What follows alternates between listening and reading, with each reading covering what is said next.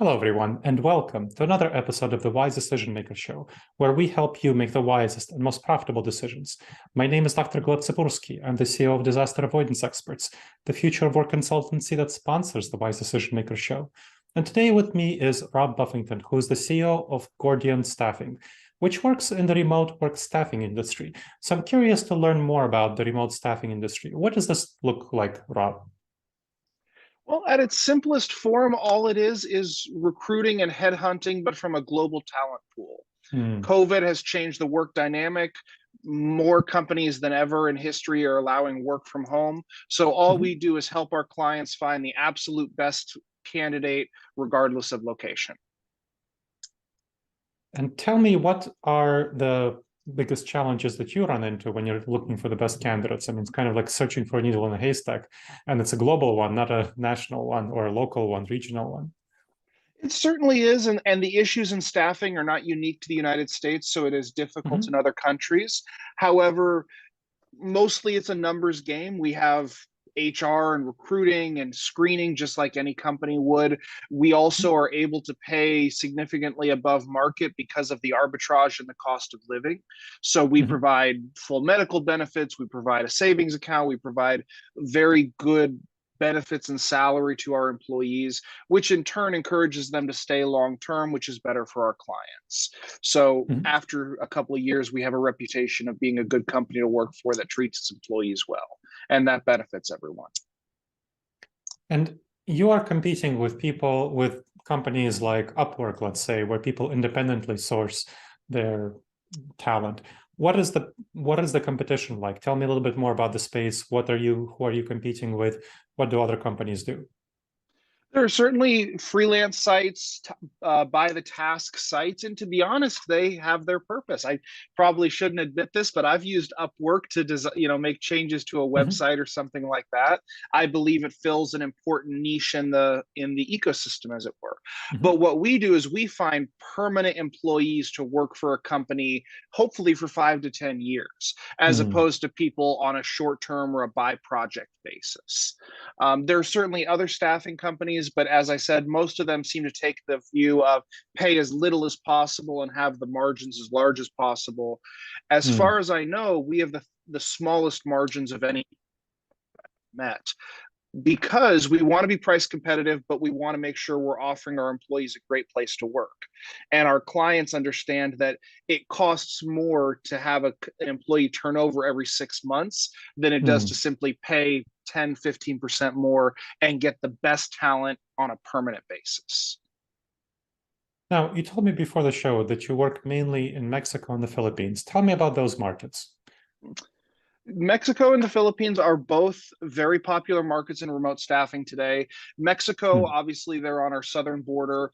Um, Mhm. the number of people that speak English is amazing. The customer service skills, the attitude, the work ethic are all outstanding. So there's just an amazing pool of resources there in terms of hiring and finding great talent.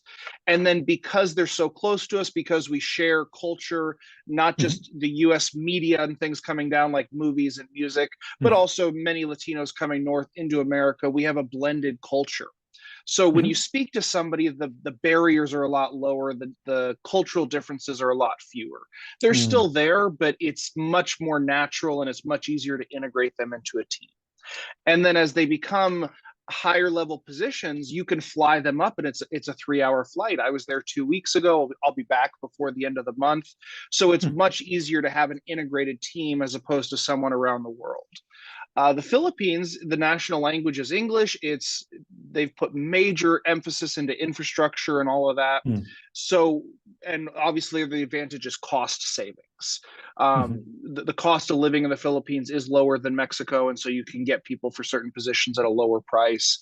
There, you're dealing with the time zone, of course. They're from Mm. the central time zone, 13 hours ahead at this time of year. And if you have somebody working Grave long term, you can't expect them to stay for 5 to 10 years. But if they work their day shift, then there's a communication barrier. But for some positions, data entry, AP, bookkeeping, there's certainly positions where that can be a good resource for people. It all depends on the individual client's needs. Mm. So Tell me a little bit about how a typical engagement would happen with you. Client contacts you, and what do you do to find the staff that they need? The most important thing we do, aside from finding staff, is managing expectations, because every client Interesting. has a different idea of what to expect, and you can solve a Mhm. lot of problems by investing that time up front. So we Okay. explain, I like to say that you're not outsourcing anything. We're helping you open your Mexico office because they're part of Mhm. your team. They have your company email, they have your company phone number. They should attend training and meetings and socials. Mhm. Last Friday, we had a virtual social and everyone was there, majority of people being from Mexico. So we manage expectations. We help them navigate cultural pitfalls, things that often cause friction when people have different cultural interpretations and Mm. expectations. And we kind of guide them, not just upfront, but throughout the process. And then the next most important thing we do is we identify what it is they actually need. Because a lot of Okay. people come to us simply saying, I need help. I don't have enough people. I need help. And it's like, well, that's great, but we need more than that, because if you just throw bodies at it, you're going to have turnover. You need to have a clear Sure. job description and expectations and training, a plan for training these people, because we've seen too many people that just churn and burn through people because all Mm. they know is they need help, which Mhm. I trust me, I get it, and that's our heartbeat, that's our mission. But the one of the best things we do is help them say, okay, I need somebody who can answer phones 50% of the time, spend 20% of the time answering Mhm. emails, and the other 30% of the time entering AP into this software program. So they'll need X, Y, and Z. And so when you have that, you can find the right candidate, because you can hire a great person for the wrong place and have it not Mm. work out. It doesn't mean that they're a bad employee. It doesn't mean that you're a bad employer. It means that you didn't do your research and you didn't prepare the people properly. So that's the second thing. And then what you would expect is, we go out, we interview, we pre-screen. We have offices, Guadalajara, Mexico City, and Manila. We do our interviews, we do our skills tests, and when we're confident in a round of candidates, we present to the client so they can interview. The idea being that any of the three could probably do the job, but we want to find out which one they connect with, which one they have the best Sure. chemistry with. And then after that, after they select somebody, we stay in touch for a lot of the effort is in the first 90 days, monthly after that, to say, hey, how are things going? Is there anything you need help with? Anything you're concerned about with both the client and the Mhm. employee? Because a lot of times they'll talk to us when they don't want to be confrontational. And so Mm. we can find a way to help people Mm. address issues that makes it better for everyone. And so, does the employee, are they officially working for Gordian Staffing, or are they working? Okay. Yes, legally, because they're either Filipino or Mexican citizens, they need to be employed by a domestic Mexican or Filipino company. So we have Mhm. entities in both places, which have contracts with Gordian US, which we're all owned, the owner of all three entities, and then the US entity contracts with our American or Canadian clients. Mhm. Mhm. So, what are the biggest surprises for clients when they start working with you? Cost saving is obviously the one people ask about the most. People save 40 to 60% on average. However, Mm. I don't view us as a cost saving company. That's not our primary mission. Will you save money? Absolutely. But I believe we're in the superior staffing business. So one Mm. of the things that we try to overcome is we don't like the term VA. There's nothing wrong with it. Virtual assistant, it's certainly an industry standard term. But because it's become associated with call centers, with Mm. frustrating experiences, we prefer to call our people remote team members, RTMs. And so that helps people feel like, oh, this is one of my employees. Mhm. And so one of the first things we try to convince people of is it's not inferior people for inferior price. I would Mm. put my employees on par with anybody in an equal position anywhere in the world. We have some of the best people working for us, and our goal is not primarily to save you money. It's to find the best people, and saving money is a byproduct. Mhm. And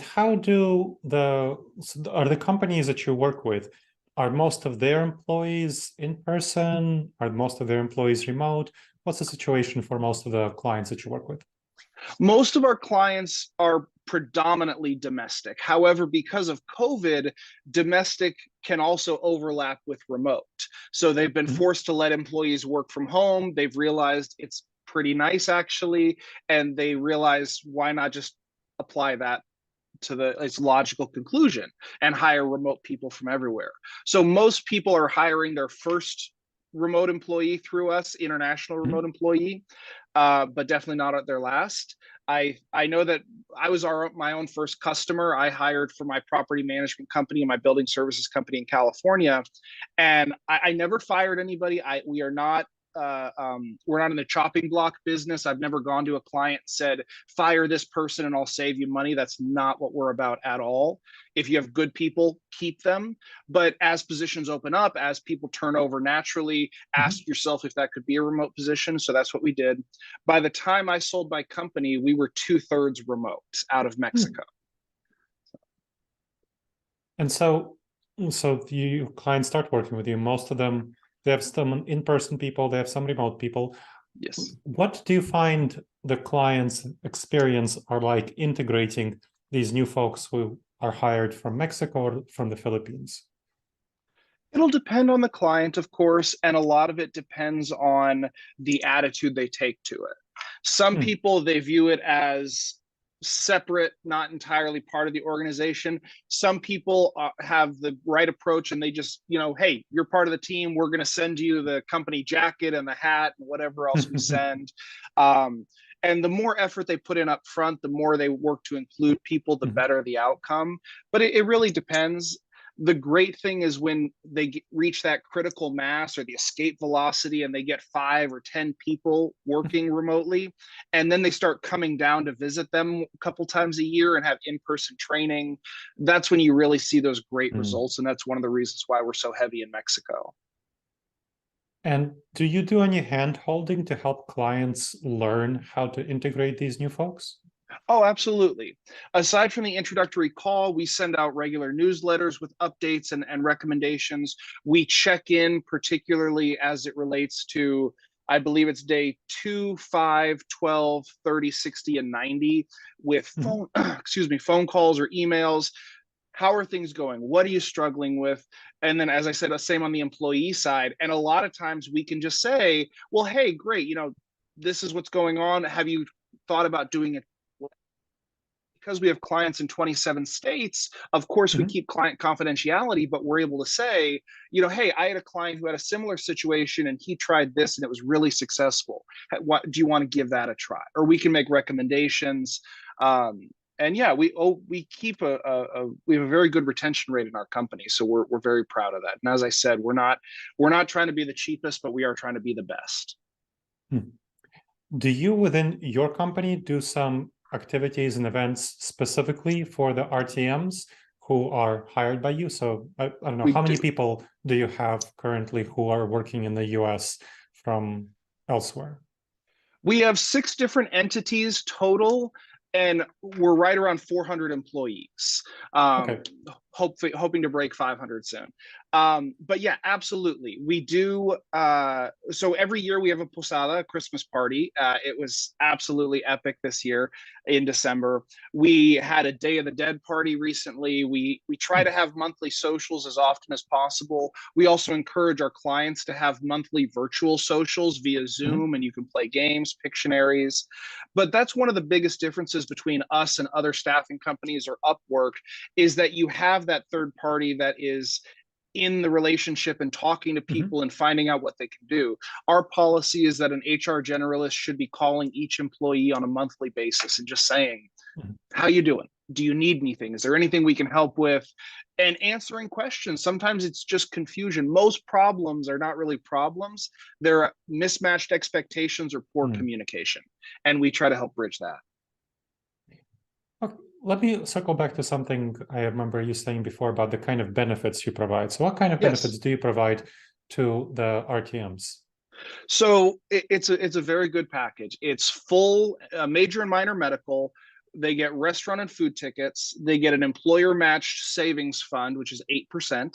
And then they get aguinaldo, which is a 13th month or Christmas bonus. That's 1 month's pay, which is above law benefits. And it's extremely uncommon, I would say. But again, we want to send the message that this is a place you can stay long term. This is a place that wants the best. And I think that the return we get out of getting the best people and keeping the best people is far better than the cost to us. Mm-hmm. Now, I want to ask about that critical mass. You said that when there are 5 RTMs, that becomes something of a critical mass. What do you mean by that? Well, don't get me wrong. We absolutely have smaller companies and they hire one and that's all they have for years. And it works great. There's nothing wrong with that.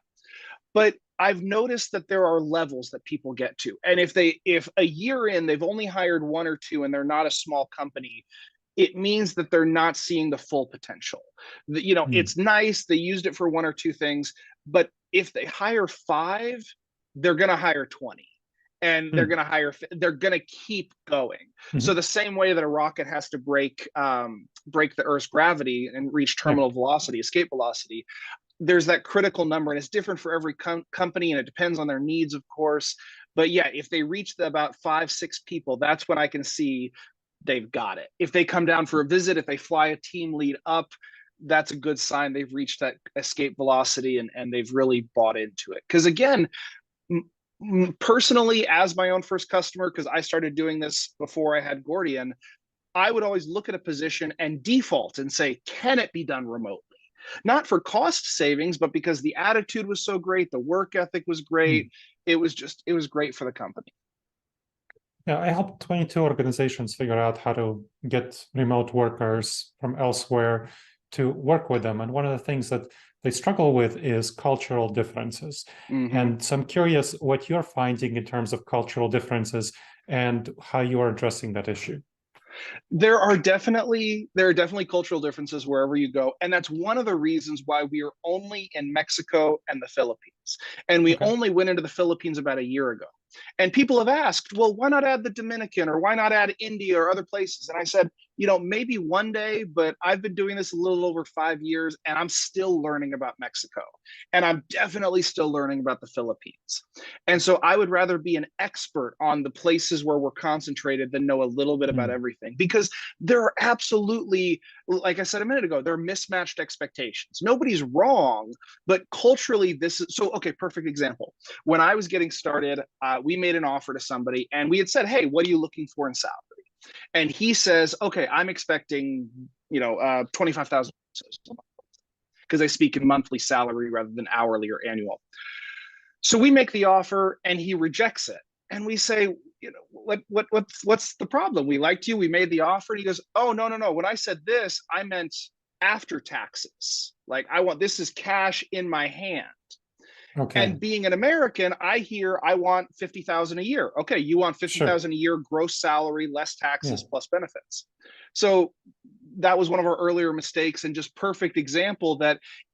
So, for example, we strongly discourage clients from talking about salary directly with employees because it's one of the most common misconceptions.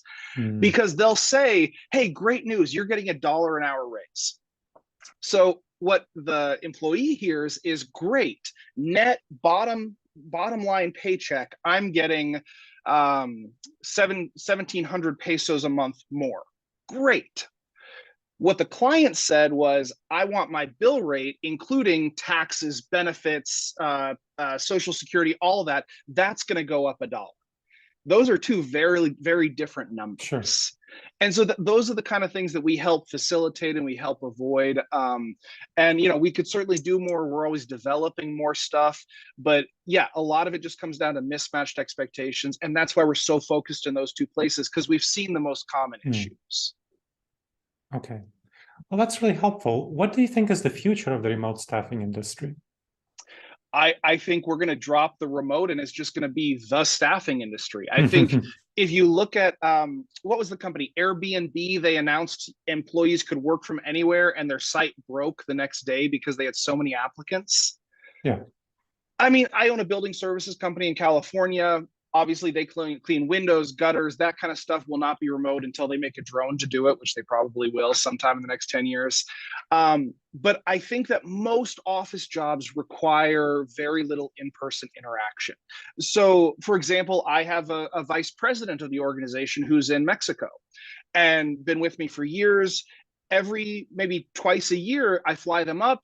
They see the office, we get together, or we meet at conferences, or I go down there. And it's fine. We chat every day. We've been talking this morning. The distance doesn't make a difference. And I think people will realize, number one, that you can shuffle job descriptions, excuse me. People will come to me with a job description and say, I couldn't do this remotely because this 10% needs to be done in person. And I say, okay, well, could this 10% be moved over to an existing person, and could you take 10% of their workload? I guess I could. And then pretty soon you start to take the 10% in person from 10 people and make one person that you pay really well. And then you allow everybody else remote who still gets paid well, but because they don't pay for commuting and high cost of living and things like that, everybody wins. So yeah, I really think we're going to become a global, at the risk of sounding a little cheesy, a global community. We're going to just look at, hey, if you can do the job, I don't care where you are. I think that makes a lot of sense, and that seems to be like the future as well. Are there any last words you wish to leave our audience with? I would just say things are always changing, and a lot of people are looking at the world and kind of in a little bit of fear and a little bit of wondering what's going on. But I would just say, if you look at history, we've had a major life-altering event every 30 years for the past ever. It was the internet, it was the booming 80s, it was the 60s revolution and the cultural revolution, it was World War II, it was the Industrial Revolution, or excuse me, it was the assembly line, and then you go back. So this is nothing new. Just stay adaptable, stay agile. People like to talk about survival of the fittest. And I like to remind people that has nothing to do with being strongest. It's most adaptable to your surroundings. And we're in a time of intense change, so stay agile. And then I would just add, you're not alone. If people want to reach out, I'm a consultant. I love what I do. I love helping people. I wanted to be a teacher when I was younger. Then I realized I hate kids, other than my kids. Love you guys. But I love helping people. So if you're a small business owner or whatever, and you want help, just reach out to me. I'm always happy to talk. I'm always happy to offer advice. Absolutely no charge. I like to help people. Excellent. Well, thank you very much. That was very helpful, Rob. Thank you. Thanks for having me. Sure. And thank you to the audience for checking out another episode of the Wise Decision Maker Show. Please make sure to review the podcast. It helps us improve the podcast and helps other people discover the show. And make sure you subscribe to the show wherever you check this out. All right, everyone. I hope to see you on the next episode of the Wise Decision Maker Show. In the meantime, the wisest and most profitable decisions to you, my friends.